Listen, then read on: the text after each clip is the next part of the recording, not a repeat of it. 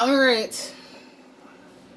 Well, my recording device is letting me know I only have 9 minutes to say what I have to say. First of all, hello. How are you guys doing? How has your week been? Okay, good. I wanted to talk about karma, right? But not does a narc get their karma. I've already done a video on that.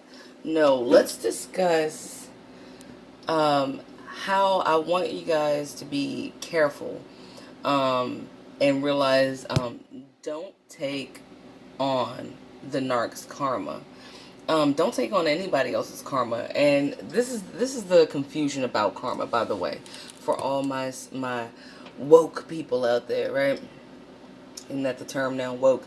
So anyway, um, when you hear the word karma, what do you naturally immediately think of? You go, okay, karma is like you get what you give, right? If I did bad things to people, like bad things will happen to me, right? No, that's not the only thing. Did you know that you can take on someone else's karma that's not even yours? Okay, well, if you didn't know, like Biggie Small said, if you don't know, now you know. You know, right? So, did you notice that when you encountered that narc, when you got into a locked in and loaded relationship with them, right? Like bad shit started happening to you, and you're like a really great person, like genuinely kind and stuff like that. Bad things started happening to you. Oh, bad things like what? Narc buster, right? Okay. Well, bad things like maybe things in your house started falling apart when you've lived there, house or apartment, whatever, when you've lived there long enough without destroying it, right? All of a sudden, shit's just like crumbling, right? Maybe you're having financial issues, where like even if you're not rich or anything or overly wealthy, you were managing pretty well with what you had, right? And making do properly with what you had.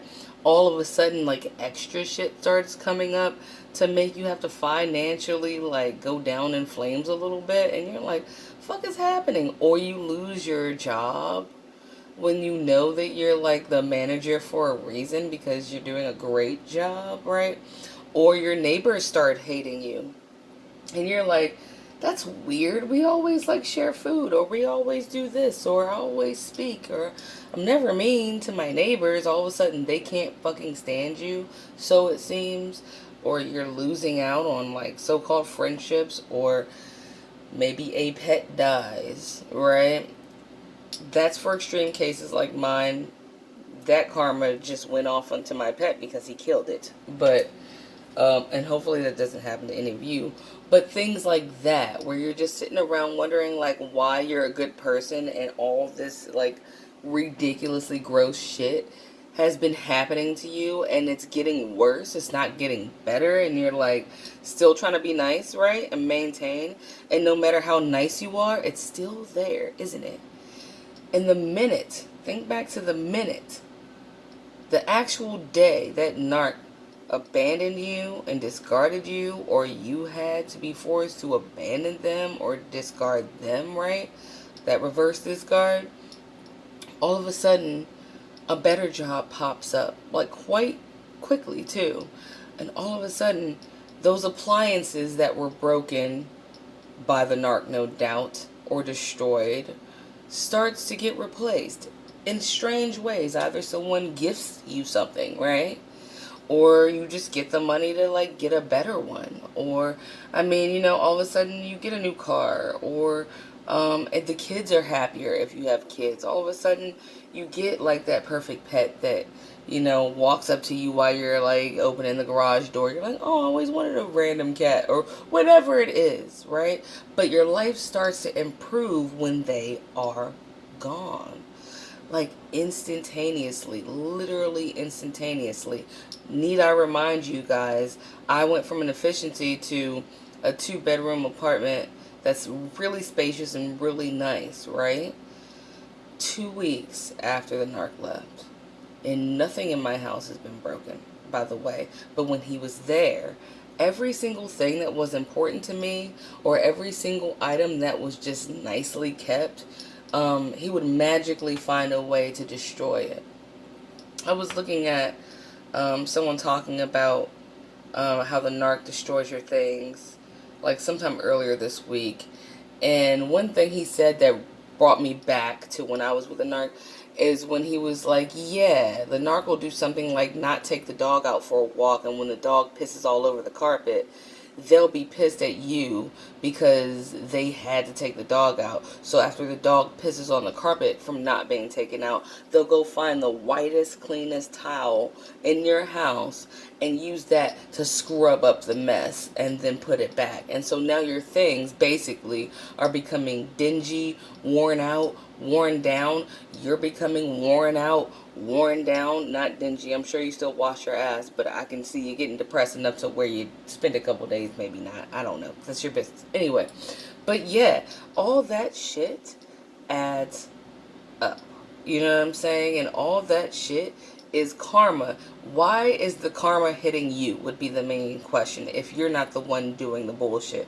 Well, because even when you're an earth angel, even when you're a good person, what your spirit, we're talking spiritually now, is doing by your presence alone, being inside the same arena as that narcissist, your presence being that it is nice and pure and clean and stuff like that, and likes people and animals and plants or whatever the fuck, your presence is like acting as a shield for that narc.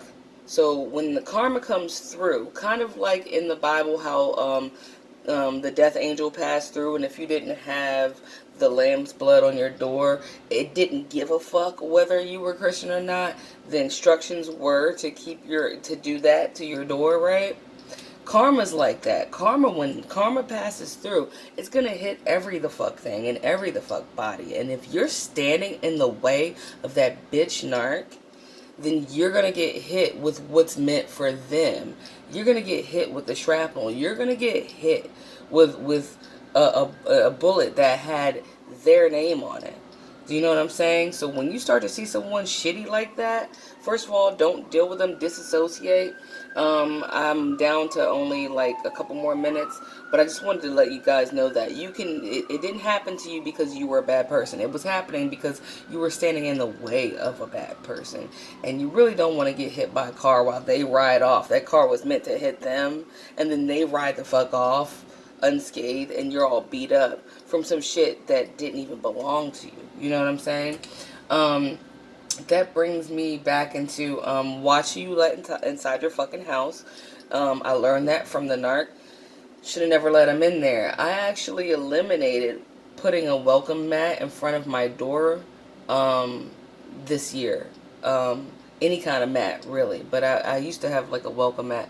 No. I treat life like a vampire movie. They can only come in if you invite them. So I don't have shit to say welcome, come on in. Bitch, if you are welcome in my house, you know it. Because we've just had a phone conversation, so you know that you're supposed to come over my house.